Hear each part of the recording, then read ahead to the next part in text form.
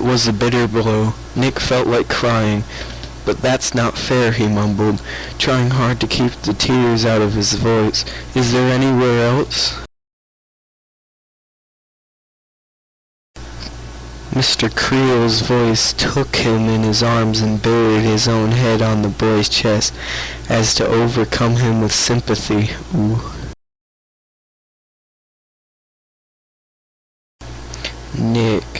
Nick, don't," he whispered. "You have to be brave." It was uncomfortable and really quite weird being so close, but Nick wasn't thinking about that. He was thinking that his whole life just ended. He was thinking about his mother. She was the one supposed to look after him. Where was she now that he needed her? She'd gone forever, and left him like this. His tears were winning the struggle. He wiped his eyes on his dressing gown, which was awkward because Mr. Creel was holding his head tightly against his chest.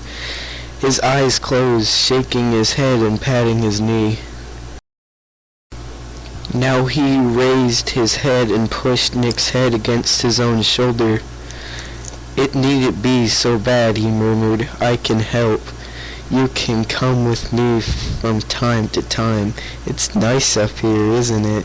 You like it here." "Yes, but it's not home. I know. I wish I could offer more.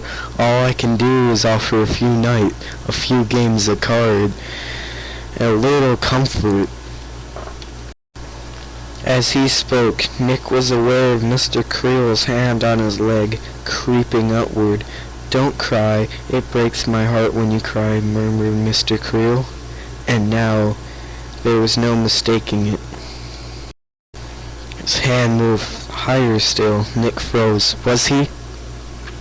Mr. Creel's grip on his head tightened sharply. He leaned over, pressing his whole body against Nick's. Swung his leg over in his final few inches, so that he was cupping him in his hand. Nick was so shocked he froze. "Don't be scared, Nick. We all need a little comfort from time to time," said Mr. Creel. Sir, whimpered Nick, horrified, frightened, and embarrassed all at once. He tried to push the hand away, but Mr. Creel's grip on his head tightened until it hurt, sort of frightening him, and there was nothing to be done. "Don't fight me, Nick." "Ah, there we are," crooned Mr. Creel. His fingers worked more urgently. "See, it's nice." Against his own will, Nick began to stiffen. Yes, you've done this before, I bet, haven't you?" he hissed in his ear. There, yes." It was horrible, but Nick felt utterly unable to help himself. Mr. Creel bent his head against it, pinned his legs down tight, and worked them in his hands. It was all over soon enough. Mr. Creel released him and wiped his hand on a tissue from his pocket. He told Nick to go in the bathroom and clean up, which he did in kind of a daze. Words began to move in his head. "Sucking up to an old bloke like that," Davy had said. Did he know? Was this what he meant? Nick stared at himself in the mirror. He could have fought back. He could have kicked the old sicko in the crotch and run for it. Instead, he let him. How weak was he? He might as well give him permission.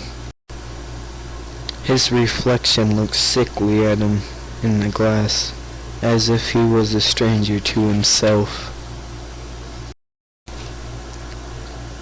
Back in the front room, Mr. Creel had changed into his own dressing gown. For a horrible moment, Nick thought he was going to ask him to return the favor, but that wasn't coming. Not yet, anyway. "I'm off to bed and you're off to yours," said Mr. Creel. "Here, look, for you." On the coffee table was an outside bag full of goodies, cigarettes, chocolate, more than Nick had ever seen. Free created using Powtoon.